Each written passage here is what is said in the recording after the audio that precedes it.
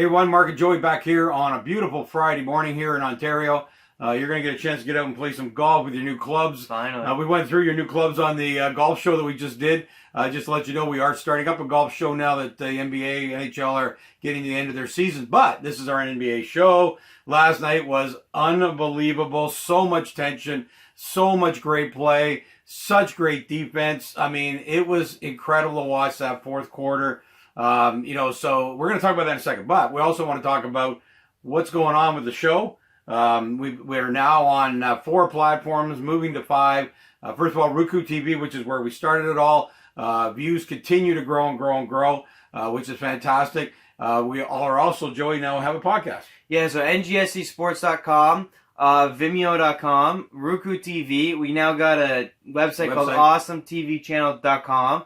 And then we're going to put a YouTube channel together. So we just want to keep giving you guys ways to watch us. We're real excited about the show. We love doing it every day. And we just want to make sure you guys all have a chance to see us. NGHCsports.com is a podcast channel, not ours. So we were happy to get picked up by that. Yeah. We've been mentioning that for a couple weeks now. You can go check us out there. We're on the front page. Please take a look. There's also a ton of great shows there. You guys can definitely check out, have some fun if you have time to watch a few videos, all on sports. So we're real excited to be there.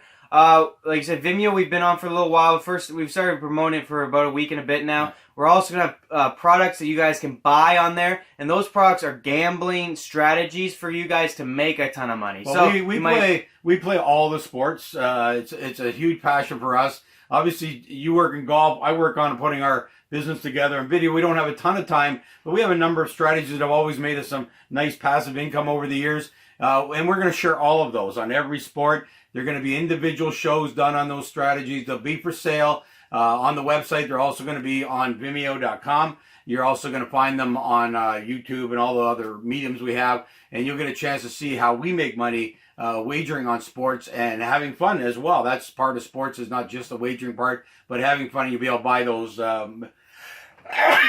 Excuse me. Yeah, you'll be able to buy those. I'll take it over. Picking that up, Joe. Yeah, you'll be able to buy those strategies on Vimeo.com or on our website, awesometvchannel.com. Yeah. And like we said, you will have to buy them, but they're going to make you a ton of money. They're going to bring some excitement into your life. You're going to, anytime you watch a sport, you should have if you want to, you can definitely bet on it. These strategies give you a way to bet, give you a simple way to bet. If you have a job, this is just a good outside way to make some extra money. And again, like we say, most importantly, we view it as entertainment as well as winnings, meaning you get to put a little money on a game. You're going to watch it no matter who's playing. It's always more fun that way. So these strategies will help get that done for you, but you will have to purchase them. We believe it's worth your while. And we're big on horse racing. We love horse racing. Joey could show you all the high odds, the long shots that you hit bombs all the time with our one strategy. We're going to tell you about that strategy. It is an amazing strategy, one that you probably have not heard about before. And so anyway, pick those up. They'll all be loaded by this weekend. The NBA one is up, although we're at the end of the season, but it's there for you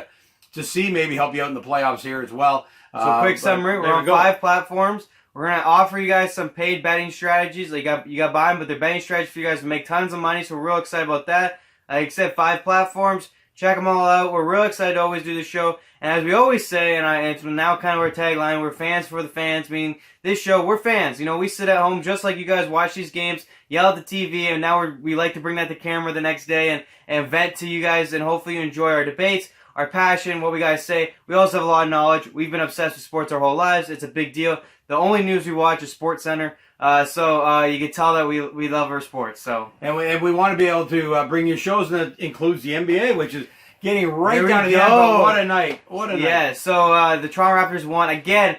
I've kind of been very good on this series. The only game I think I kind of didn't win was when they went 0-2 in Milwaukee. That shocked me. But yeah, game 3, 4, and 5. I mean, it was like I was pulling magic out of my butt. I knew what had to be done, and so did a lot of people. But the fact is, it's getting done, and it was. Really, what I've liked, it's almost like Nick Nurse watched the show. I've obliterated his rotation of players. Oh my God. Players he's kept in, and now he's kind of listening, he's learning. We have ragged on, one thing happened last night, and it has happened all 3 games. We ragged on Kawhi being out at the start of every fourth quarter. It's been our tagline last night. And when he's in there, they don't allow the other team to get going. He's even though everybody talks about that offense and number of points, he's such a great defensive player. And you cannot give up little runs, even if it's 6 points, even if it's 8 points. We saw that in Milwaukee when they took us down, where we gave up starts to fourth quarters, and then even when Kawhi gets back in, it's hard to change that momentum. The last 3 games, he's been into the start of the fourth quarter. He's been in the end of the third quarter, exactly the times that we talked about. Not that we're basketball coaches. Nick Nurse probably knows more than us, but I'll tell you one thing, from watching as a fan perspective, it wasn't hard to tell Kawhi was sitting on the bench at the worst times of the game. Well, and here's the fact is, you know, he scored 15 points in the fourth quarter. He looked really ready to go. Yeah. And obviously, it helps Nick Nurse's ideas of when to put him in and when to take him out, when the rest of the team can actually hold down the fort for a little bit. So, obviously, that's a big part of it. But finally, he got it right. And then Kawhi takes over the fourth quarter. You know, I was listening to a lot of these guys, and you know, they're talking to Shaq and Charles Barkley. They're on the TV cast there for TNT. And Charles Barkley said that's what a team's supposed to do. The rest of the team's supposed to get it through 3 quarters, and then your superstar is supposed to bring it home. Yeah. And that's exactly what happened. But I believe it's all in the rotation. Nick Nurse got right, like I said. Kawhi started the fourth quarter. There was no chance for Milwaukee to take over that quarter. We took it over right away. Right away. And it was just great to see. Some of the baskets he makes are just absurd. I mean, sometimes I think he should pass the ball a little bit more, but some of these shots, I mean, he went like back-to-back threes that were just absolutely ridiculous. And I think the biggest thing, too, 9 assists last night. We said that. He can easily drive, draw the coverage, and pump it out and let these guys shoot. The key for him is to trust that, and the way to make him trust that is guys make shots. Well, Van Fleet really won that game last night. You need your top 2 guys to do their thing, and then a third guy to pick up and do something special. And that's what's happened with Van Fleet last couple games. Marc Gasol, too. He may not have the best offensive games every night, but his defense is absolutely ridiculous. And he was getting robbed by the referee last night. Well, Charles Barkley said this too. He is standing his ground, and they're calling fouls. And Milwaukee was charging on almost every play to the net, like right into him. It was ridiculous. And finally, near the end, they got them for an offensive foul because he had his feet almost nailed to the ground, and they couldn't dispute it. This is what happened all game long. Milwaukee's gotten every break when it comes to referees around the basket. They're allowing the Greek Freak and the other guy, Lopez, to just go to the net. No matter who's there, they run them over and we get fouls. I mean, here's my point is this. We had 3 guys in foul trouble again. What does that tell you about what the referee's doing? It's a little iffy to me. Even Charles Barkley said they missed about 4 charges on Milwaukee. Every play. But here's the thing. Marc Gasol made a big 3 that no one really remembers in the fourth quarter there. But this is where playoffs matter. And you hear it in all sports how it's not the first line, it's the fourth line. It's not your offense, it's your defense. In football, in hockey, in basketball, it's not your top guys, it's a random guy. It's not your offense, it's your defense, and your defense creates offense. And you hear that in every sport in the playoffs. And that's what Toronto is. And I said that from the beginning on why I always believe Toronto would get there, is because their defense is built to play a team like Milwaukee. And no matter how bad they can shoot, they shot 40%. I mean, from the field, and if Van Fleet was 7 for 9 from 3, imagine if his percentages weren't there. That's how bad they shot, and they won this game because that defense is outstanding. You got Kawhi on Giannis, which Nick Nurse made the greatest decision ever. He said, "I'm going to sacrifice my best player for his defensive greatness, and I'm going to put him on their best player." And he played the exact amount of minutes. He never left Giannis. And honestly, he made that decision when we got down 0-2. And only reason why it's kind of risky in some people's minds, would it have hurt Kawhi's offense? It hasn't. But that was the rest of the team stood up, which is their job. And gave Kawhi breaks. Now Kawhi can sit a little bit. Yes. Well, he can sit, but more importantly, he can play that defensive role because some other guys are making buckets. Right. In the early part of the playoffs, he was having to score 40 points. Right. And that also means he has the ball a lot, which tires him out on offense, tires him out on defense. When he can play defense and he can trust other guys to do their jobs, which is Van Fleet playing well. Lowry, I can get on him too. What a pit bull. He's played amazing. Well, more than that, I want to give him a shout out for the fact that he sat. I mean, maybe it wasn't that much, but 10 minutes. Like and he sat, and the team was playing well. And I know that's why Nurse kept him out. We were on a good run. But give him credit. He went back in 7 minutes to go, 6 minutes to go, and he controlled the patience they needed to win that game. He dribbles a lot, like you say. He's a guy who can hold the ball a lot. He's a guy that can still score points. That's another piece that he brings. But I really felt that he could have been more angry about sitting and not had his headspace correct when he went back in the game. I mean, this guy's our leader, and he sat on the bench during a run. He did miss the third quarter. He played virtually the whole third quarter. Right. And I think he accepted the fact that the team was doing okay without him. Yeah. But what he brings is when you get in crunch time, a lot of these guys look really awful dribbling, and he's probably the greatest dribbler on the court. Maybe Kawhi's a great dribbler too, but I mean, you can't have Kawhi play point guard. So you put Kawhi on the wing. Well, Van Fleet's a good dribbler. I don't trust him as much as Lowry. I feel he's more of a roll shooter, and he did a great job last night, 7 for 9. What a shooter. Amazing. Gasol is not going to dribble it. Siakam's a horrible dribbler. So you really need Kyle Lowry to do what he did last night, which is what you said. He grabbed the ball, and when he has the ball, he controls it because of his dribbling. And they're afraid to get on him because he draws so many fouls. He's so good at that. He's good on the defensive end at drawing charges. He's good on the offensive end. And, I see him drive to the net and then keep dribbling. And he's like all over the place. So that's and he can kill that shot clock, which was so important near the end of the game. When you have a 3-point lead, and then we had a 5-point lead, and then 4 points. It was this back and forth kind of thing. But he was killing the clock the whole time, using up almost all 24 seconds, usually getting it to Leonard with about 8 seconds left on the shot clock. Right. Leonard would make the effort and get the shot away. Those are keys near the end of the game. So shout out to him that he sat in the bench for a long time and came back and really helped the team with a lot of leadership and patience. He gets hated on for his height, and honestly, it's hard to disagree when most point guards are 6'3" these days, and he's at 6 feet. But that's probably why his dribbling's so good. He is so low to the ground, and then he bends. Then he bends. He's really low, and it's impossible for guys to steal that ball off him because it's so low to his hands. That's a skill that's underrated because they look at most point guards, and that's because most point guards are expected to score a bunch of points now these days. He's not that guy. He's going to get assists. Well, he did earlier in the season of 32. Oh, he can do it. He can do it. But I'm saying he's not the ball. He's not like what Leonard can do in one-on-one is bounce back and shoot over a guy. Yeah. It's harder for Lowry to do that because of his size. But he can dribble it great. He can score 15 points. He can get assists. It was just all around a great effort. But I feel like it's finally Nick Nurse, too, feeling comfortable in his rotation and letting players who aren't in the starting lineup. The greatest play last night was he pulled Danny Green. Yeah. 3 minutes into that game. That is the greatest play. And why? He's struggling, man. Is he and it is what it is. He had 3 open threes to start the game.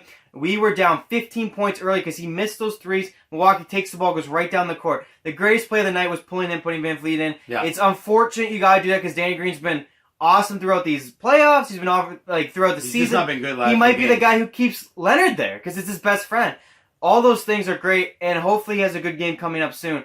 But that was maybe the greatest play because you have to get guys who are playing well in. I don't care if they're your starters or you're not your starters. Fleet's been playing better. Powell's been playing better. You have to get him in the game. He's now adjusting that. He's doing that. And honestly, Toronto going home, good luck to Milwaukee. It's going to be a tough game because you know they're going to play with their everything they got. But one other thing I want to mention just is Siakam. He was shooting horrible. It's difficult to love him. But that guy is a defensive giant. Oh my God. He really made the game. So you know what, you can be in both. I just wish he'd move the ball because he's this so playoff he's been so bad. There's been games he's been good, but this Milwaukee series he's just been horrible. He should never. He can't even drive the net and make a bucket. I mean, it just is unreal. He's struggling on the offensive end. But man, is he good on defense? Yeah, he's struggling. And Nick Nurse said it in his interview. Same thing about Van Fleet. They go, why do you keep playing? Because he was doing something right on one end. Yeah. And he goes, you do something right on one end, the other end might come. But if it doesn't, make sure that end's valuable. And that's what Siakam's doing right now. He made 2 threes, but he's wasting a lot of shots because he's airballing threes or barely hitting the rim. It's unfortunate. He's obviously looking nervous when his jump shot's called for. But that defensive end, you're right. He's long. And people don't understand how long he is. He's big. And he's made a couple blocks. He had the most rebounds on the team last night. He played hard on that defensive end. Like you said, he should just hopefully pass the ball when he's on offense. Exactly. But at the same time, you would say that about Van Fleet, and now Van Fleet's probably our lead. Well, they're all going to have their games, right? They're going to get smooth and it's going to work. So here's another thing. You're a Raptors fan. You've won 3 in a row. Danny Green's played horrible. Pascal Siakam can't make a bucket to save his life. And you're still up 3-2. Yeah. This is great in my mind going in Toronto. You got to believe one of those guys due for a great game. Hopefully these other guys who are playing good continue it. Lowry and Kawhi are going to do their thing.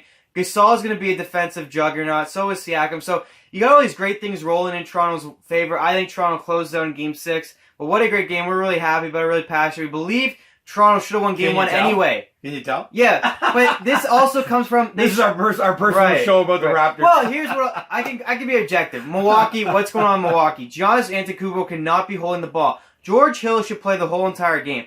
George Hill has been a nightmare to the Toronto Raptors. Yeah. Why is he ever off the court? And not that I want to give him... they're not watching, so I'm going to say... But he is their best player. He's the only one with playoff experience, and you're pulling him off the court. When George Hill's in the game, I'd love to see the plus-minus for Milwaukee. Yeah. If you're Milwaukee, how is this guy not running your offense? He's the only one with any poise. So, on the other side, because we should be objective, sports show, Milwaukee, keep George Hill in the game.